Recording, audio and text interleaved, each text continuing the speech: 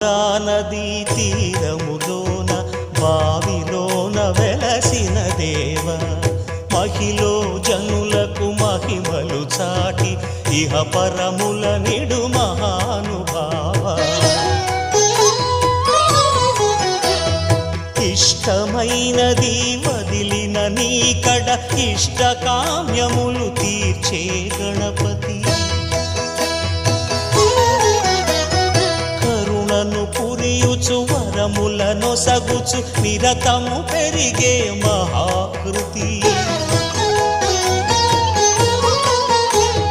సకల చరాచర ప్రపంచమే సన్నుతి చేసే విఘ్నపతి నీ గుడిలో చేసే సత్య ప్రమాణం ధర్మదేవతకు